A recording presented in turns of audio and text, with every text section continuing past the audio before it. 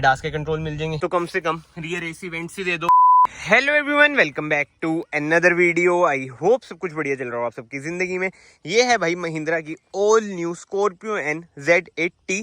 दो वेरिएंट महिंद्रा ने recently new launch करे हैं, एक Z8T जो कि ये है और Z8L। अब आप लोग सोचेंगे कि भाई Z8L तो पहले भी आता है, बट उसमें भाई हाँ फीचर्स महिंद्रा ने अपडेट कर दिए हैं। और मेरे पास खुद एक महिंद्रा स्कॉर्पियो एन है Z8 डीजल ऑटोमेटिक 4x4। और भाई ये इतने कंफ्यूज करते हैं ना कस्टमर को, इतना ज़्यादा कंफ्यूज करते हैं, मैं क्या ही बताऊं। वैसे आप ना वीडियो पूरी देखना, आपको समझ आ जाएगी। थोड़ी बहुत फ्रस्ट्रेशन है देखो एक पुराने कस्टमर में है, जो कि मैं हूं, क्योंकि भाई हमारे टाइम पे पैसे तो अच्छे खासे लिए बट फीचर्स कम दिए गए थे। बट कहीं ना कहीं मुझे ऐसा भी लगता है कि जो मैंने मतलब कि जो जिसने मतलब इनिशियली स्कॉर्पियन ले ली उन्हें थोड़े बहुत फीचर्स ज़्यादा भी मिल गए थे। फॉर एग्जाम्पल ये देख रहे हो, इस डोर पे रिक्वेस्ट सेंसर नहीं आता, मेरी वाली में इस डोर पे रिक्वेस्ट सेंसर भी आ जाता है। बट मुझे एक चीज़ नहीं समझ आती, एंड कमेंट सेक्शन ओपन है, आप लोग अपने ओपिनियन भर भर के लिख सकते हैं कि महिंद्रा इतने सारे न्यू वेरिएंट्स क्यों लॉन्च करता है। जैसे बीच में Z8 सिलेक्ट कर दिया था, जो कि अभी भी बहुत ही वैल्यू फॉर मनी वेरिएंट कहीं ना कहीं मुझे पर्सनली लगता ही है, क्योंकि यार देखो इनकी कार अच्छी खासी बिक रही है। अब ये Z8T आ चुका है इसमें, और Z8L में जो पुरानी वाली Z8L आती थी, अब वाली Z8L में तो चलो एडास आ जाएगा, बट केवल 3 से 4 डिफरेंस हैं। वो मैं आपको ना सारे बता दूंगा इस वीडियो में, तो आपको क्लियर हो जाएगा कि आपको कौन सी कार लेनी चाहिए, मतलब कि कौन सा वेरिएंट लेना चाहिए। ये आपके सामने खड़ा है भाई Z8T डीजल ऑटोमेटिक, एंड इस कार में भाई ऑटोमेटिक लेके ही फायदा है। मेरे पास खुद ऑटोमेटिक है, तब मैं आपको बता रहा हूँ। मैनुअल भी मैंने चला रखा है, मैनुअल मजेदार नहीं है। की कुछ ऐसी है, वही सिंपल बेसिक सी की है, लॉक अनलॉक, इधर से टेल गेट आपका ओपन हो जाता है। एंड इंजन की बात करूं, जो मेन चीज है जो इस कार को बहुत ही पावरफुल बना देती है, इसमें आपको मिल जाता है 2200 सीसी का एमहॉक इंजन, जो आपको प्रोवाइड करता है 175 bhp with 400 Nm of torque. बहुत ही खतरनाक पावर है। खुद सोचो यार, 25-26 लाख में आपको इतनी बड़ी कार मिल जाती है, इतना पावरफुल इंजन मिल जाता है। एंड इस वेरिएंट की बात करूं डीजल ऑटोमेटिक Z8T की, ये अराउंड 22.18 लाख का आपको एक्स शोरूम पड़ता है। ऑन रोड वही है, स्टेट टू स्टेट वेरी करेगा, 24 लाख का मोटा मोटा मान के चलो। एंड इस वेरिएंट में आपको क्या क्या मिलता है, सबसे पहले फ्रंट की बात करें, वही क्रोम फिनिश में आपको ग्रिल मिल जाएगी। फ्रंट कैमरा इस वेरिएंट में आ जाएगा, Z8 और Z8 सिलेक्ट में वो आपको नहीं मिलता है। LED हेडलाइट्स मिल जाएंगी, LED इंडिकेटर, नीचे फॉग लाइट, DRLs भी मिल जाएंगी, एंड फ्रंट सेंसर्स भी आपको मिल जाएंगे, जो कि आपको नीचे वाले वेरिएंट्स यानी कि Z8 और Z8 सिलेक्ट में देखने को नहीं मिलते हैं। और ना मैं जैसे नीचे वाले वेरिएंट बोलूंगा ना, आप इन फ्यूचर मतलब वीडियो में कंसीडर करना, Z8 सिलेक्ट और Z8 की मैं बात कर रहा हूँ, ठीक है। जब मैंने अपने टाइम पे Z8 ली थी ना, उसमें भी 18 इंचेस के अलॉय व्हील्स आते थे, क्योंकि मेरी थी ऑटोमेटिक। उस टाइम पे जो मतलब कि इस फील्ड में है उन्हें पता होगा, मैनुअल में देते 17 इंच के अलॉय, ऑटोमेटिक में देते थे 18 इंच के लोहे। बताओ कुछ सेंस थी उस टाइम पे? नहीं थी, बट इन्हें लग रही थी भाई। बट अब इन्होंने भाई एस स्टैंडर्ड कर दिया कि अगर Z8 ले रहे हो या फिर सिलेक्ट ले रहे हो तो 17 इंचेस के ही मिलेंगे, चाहे मैनुअल हो या फिर ऑटोमेटिक। एंड Z8T और Z8L में एस स्टैंडर्ड 18 इंचेस के अलॉय व्हील्स कर दिए हैं, तो इसमें आपको मिल जाते हैं 18 इंचेस के अलॉय व्हील्स। टायर साइज की बात करूँ 255/60 R18 टायर साइज है। फ्रंट में आपको डिस्क ब्रेक मिल जाती है, रियर में भी डिस्क ब्रेक मिल जाती है। ब्रेकिंग बहुत ही जबरदस्त है, कोई दिक्कत परेशानी आपको देखने को नहीं मिलती है। ओवरवीएम्स इसके ह्यूज से हैं, इधर आपको इंडिकेटर्स मिल जाएंगे, क्रोम का ट्रीटमेंट अच्छा खासा मिल जाएगा। डोर हैंडल्स पे भी ना आपको क्रोम का ट्रीटमेंट मिल जाता है, जो कि Z8 सिलेक्ट में आपको देखने को नहीं मिलता है। एंड इसके सिवा भाई एड्रीनॉक्स भी इसमें आपको मिलेगा। टंकी ये है इसकी, ये लो जी, डेफ आप इधर से भरेंगे अराउंड 20 लीटर आ जाएगा।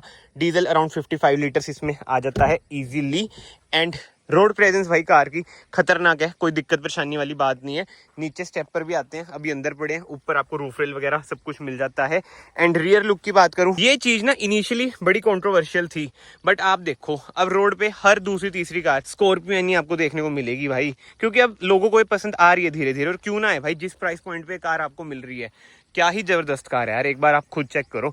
ब्लैक और व्हाइट में तो ना ये खतरनाक लगती है, व्हाइट में ना ज्यादा बड़ी बड़ी लगती है पर्सनली मुझे। बाकी तो इस रियर की बात करें, रियर डिफोगर, रियर वाइपर, इधर आपको हाई माउंट स्टॉप लैंप मिल जाता है, इधर स्कॉर्पियन की आपको बैजिंग मिल जाती है। एंड इधर आपको रिवर्स कैमरा मिल जाता है, महिंद्रा का लोगो। एंड नीचे आपको 1 2 ये इन्होंने इंप्रूव नहीं करा है भाई, मेरे टाइम पे 4 से मतलब चलो 3 तो पक्का ही थे, अब केवल 2 रिवर्स पार्किंग सेंसर आते हैं।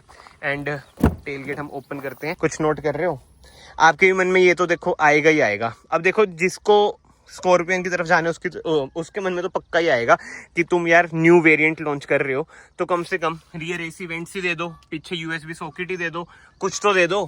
थर्ड रो तो ना बस क्या बताऊँ, इतना निकम्मा काम है ना थर्ड रो में। तो भाई थर्ड रो मतलब इस कार के लिए ना कांटा मार दो आप। ऐसी चीज़ है कि बच्चे भी ना अगर बैठेंगे वो बड़े होकर आपको गालियाँ ही देंगे कि भाई मेरे माँ बाप ने थर्ड रो में मुझे बिठाया था स्कॉर्पियन की। क्योंकि भाई कुछ नहीं है, गर्मी में आप मर जाओगे, लिटरली बता रहा हूँ। हद होगी यार, इतनी महंगी कार है। बट स्टिल जो इधर मिलता है 12 वोल्ट का सॉकेट, ये भी एक बहुत ही बड़ा ड्रॉबैक है भाई। इधर 12 वोल्ट का सॉकेट आ रहा है अपडेट में, मतलब लोग कह कह के थक गए कि भाई एक आगे भी 12 वोल्ट का सॉकेट दे दो, डैश कैम वगैरह के लिए हेल्प हो जाती है। नहीं भाई, नहीं दिया है। मुझे ये नहीं समझ आता यार, वैसे महिंद्रा सुनती है कस्टमर्स की, इस कार में क्यों नहीं सुन रहे? क्योंकि ज़्यादा बिक रही है, हद से ज़्यादा बिक रही है, इसलिए नहीं सुन रहे।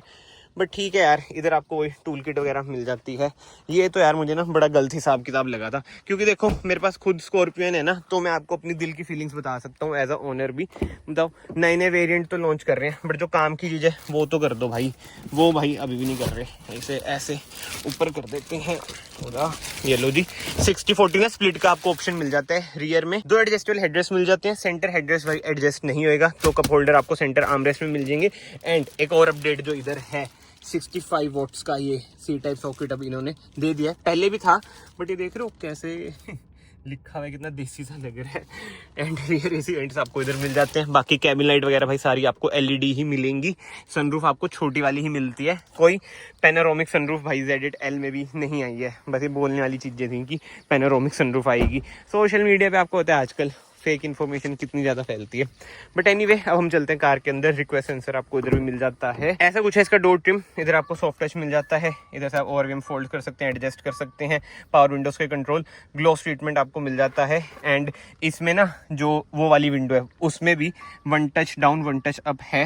मेरी वाली में भी है Z8 में, बट अब वाली Z8 में भाई ये नहीं है मेरे ख्याल से, और Z8 सिलेक्ट में तो बिल्कुल ही नहीं है। तो ठीक है, कार को मैंने कर दिया स्टार्ट। भाई गर्मी इतनी ज़्यादा है ना, पसीना पसीना हो रखा हूँ। ये देखो भाई साहब, वीडियो को ना यहाँ से लाइक कर दो, चैनल को यहाँ से सब्सक्राइब भी कर दो, it will mean a lot to me. अब बताओ, कुछ चेंजेस नोट करे आपने? कुछ तो करे होंगे, चलो अगर नहीं करे सारे मैं आपको बता ही देता हूँ। एक तो भाई इंजन स्टार्ट स्टॉप आ रहा है इसमें, जो Z8 सिलेक्ट में नहीं है, इसमें दे दिया इन्होंने। मतलब ये है Z8 लग्जरी ही, बस कुछ फीचर नहीं है जैसे एडास वगैरह के, ठीक है।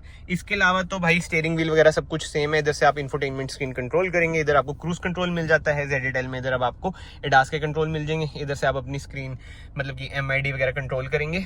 MID में भी ना एक डिफरेंस है, केवल एक डिफरेंस बता ही देता हूँ। आप लोग क्या सोचोगे, इतना क्यों यार दिमाग चलाना। जैसे Z8L में ना ड्राइवर ड्रोजीनेस करके एक वो आ जाता है कि भाई थकावट हो गई है, बंदे को रेस्ट ले ले, ये वो चीजें। इसमें भाई वो चीज नहीं है, वो Z8 में भी नहीं है, Z8 सिलेक्ट में भी नहीं, ऑब्वियस सी बात है। एक तो ये डिफरेंस है। इसके अलावा भाई बीच वाला सिस्टम है सारा सेम है जो Z8 में आता है, Z8L में आता है। मतलब कि ड्यूल जोन आपको AC मिल जाएगा, वही छोटी स्क्रीन मिलती है। पहले आ रहा था फेस लिफ्ट आएगी, बड़ी स्क्रीन आएगी। भाई इस डैशबोर्ड में बड़ी स्क्रीन एडजस्ट करना ना बहुत ज्यादा मुश्किल है। डैशबोर्ड का लेआउट ही चेंज होएगा। और मेरे ख्याल से भाई ये डैशबोर्ड मुझे तो क्या मतलब सबको बढ़िया लगता है, कोई दिक्कत परेशानी वाली चीज आती नहीं है। जो पुरानी वाली LC आती है ना, एक बार आप उसका डैशबोर्ड देखना और इसका डैशबोर्ड देखना, फिर कमेंट सेक्शन में आना समझने वाले समझ गए होंगे। बट एनीवे भाई, नीचे आपको 2 USB सॉकेट मिल जाएंगे। बट बताओ, 12 वोल्ट का सॉकेट भाई दे दो, आगे दे दो, वो भी भाई अभी तक नहीं दिया है। इधर जगह है, 12 वोल्ट का सॉकेट इधर आ सकता है, बट नहीं है। वायरलेस चार्जर मिल जाता है। 6 स्पीड टॉर्क कन्वर्टर भाई, इसमें आपको गियर बॉक्स मिल जाएगा जो कि बहुत ही खतरनाक है। कैमरा क्वालिटी भाई पहले से तो इम्प्रूव हो चुकी है, Volkswagen स्कोडा से तो बहुत ही बढ़िया है। एंड जो अपडेट हुआ है, इलेक्ट्रिक पार्किंग ब्रेक अब स्कॉर्पियन में आ चुकी है। वैसे इसकी जरूरत नहीं थी, बट ठीक है अब आ चुकी है तो अच्छी बात है। एंड इधर आपको एक एक्स्ट्रा स्पेस मिल जाती है। मेरी ना 4x4 है, इधर 4x4 का लीवर है, एक कप होल्डर बचता है। अब 4x4 वालों के लिए भी भाई मजे हो जाएंगे। एक और भाई आपको जगह मिल चुकी है।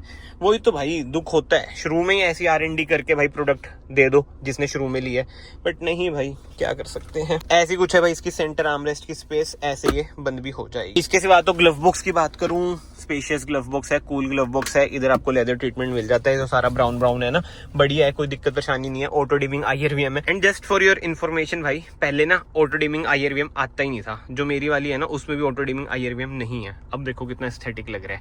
वो ये भाई कलयुग है, कलयुग। पहले महिंद्रा की कारें मत लो, सनरूफ भी मिल जाएगी दोस्तों, ग्रैब हैंडल भी मिल जाएंगे। मतलब ना लोग सही कहते हैं, बड़े बुजुर्ग तो बिल्कुल ही सही कहते हैं कि फर्स्ट लॉट में ना महिंद्रा की कार मत लो, बहुत ही फायदे में रहोगे। बट वही है ना, आज की जनरेशन हमारी तरह मानती नहीं है, लेंगे तो लेंगे।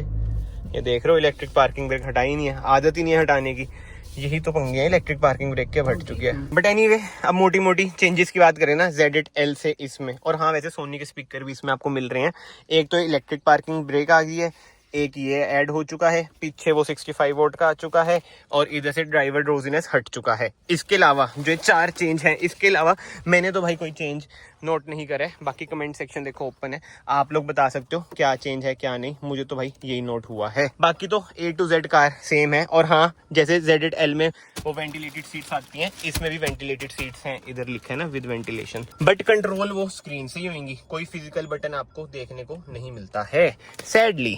But anyway, I hope so आपको ये शॉर्ट एंड सिंपल वीडियो पसंद आई है। अगर आई है वीडियो को ना ऐसे लाइक कर देना, चैनल को ऐसे सब्सक्राइब भी कर देना। कोशिश मेरी यही थी भाई, सारे डिफरेंसेस आपको पता चल जाए। तो अब आपकी मर्जी है, Z8T पे जाने, Z8 पे जाने, Z8 सिलेक्ट पे जाने, या फिर Z8L पे जाने। कितने वेरिएंट कर दिए हैं भाई, टाटा की तरह बनते जा रहे हैं ये, 21-22 वेरिएंट कर देंगे इसके भी। बट ठीक है यार, मैं आप सबको मिलता हूँ नेक्स्ट वीडियो में। Till then bye, take care.